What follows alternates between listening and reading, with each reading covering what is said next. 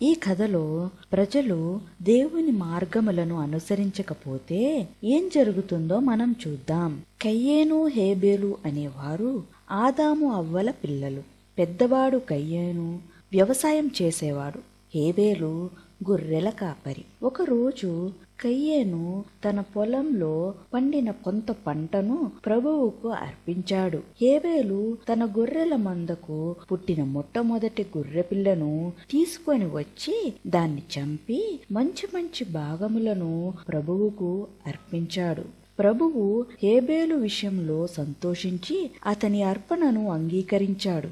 కాని కయ్యేను అర్పణను దేవుడు అంగీకరించలేదు. కయ్యేనుకు చాలా కోపం వచ్చింది. అప్పుడు ప్రభువు కయ్యేనుతో ఇలా అన్నాడు, నీవు ఎందుకు కోపంగా ఉన్నావు?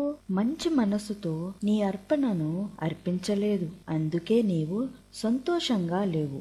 నీవు మంచి పని చేయలేదు కనుక పాపం నిన్ను పట్టుకోటానికి సిద్ధంగా నీ వెంటే ఉంది. అది నిన్ను లొంగ తీసుకోవాలని ఉంది. దాన్ని నీవు జయించాలి. ఒకరోజు కయ్యేను తన తమ్మునితో, మనం అటు బయట ఉన్న పొలంలోకి పోదాం రా అని హేబేలును తీసుకొని పోయాడు. వారక్కడకు చేరగానే కయ్యేను తన తమ్ముణ్ణి చంపాడు. అప్పుడు ప్రభువు, నీ తమ్ముడు హేబేలు ఎక్కడా అని కయ్యేనును అడిగాడు. అందుకు కయ్యేను, నాకు తెలియదు, నా తమ్ముడికి కాపలా కాయడమే నా పనా అని సమాధానం చెప్పాడు. అప్పుడు ప్రభువు ఇలా అన్నాడు, ఈ చెడ్డ పని నీవెందుకు చేశావు? నీ తమ్ముణ్ణి చంపావు కనుక నీవు శిక్ష అనుభవించాలి. ఇప్పుడు నీవు శాపానికి గురి అయ్యావు. నీవు పంట సరిగ్గా పండించలేవు. నీవు నీ తమ్ముణ్ణి చంపావు గనక భూమి నీకు పంట ఇవ్వదు. నీవు ఉండటానికి ఎక్కడా ఇల్లు కూడా ఉండదు. దేశదిమ్మరి అయి ప్రతి ఊరు తిరుగుతూ ఉంటావు అని శిక్షించాడు. అందుకు కయ్యేను, ఇది నాకు చాలా పెద్ద శిక్ష.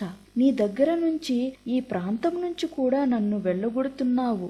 నేను ఇల్లు లేకుండా దేశదిమ్మరిగా తిరుగుతూ ఉంటే నన్ను చూసిన వారు చంపుతారేమో అని ప్రభువుతో అన్నాడు. కాని ప్రభు, నిన్ను చంపిన వాడిని నేను కఠినంగా శిక్షిస్తాను అన్నాడు. అలా కయ్యేనును ఎవరూ చంపకుండా ఒక హెచ్చరికగా ఉండే విధంగా ప్రభువు అతని మీద ఒక గుర్తు వేశాడు. తరువాత కయ్యేను ప్రభువు దగ్గర నుంచి వెళ్ళిపోయాడు.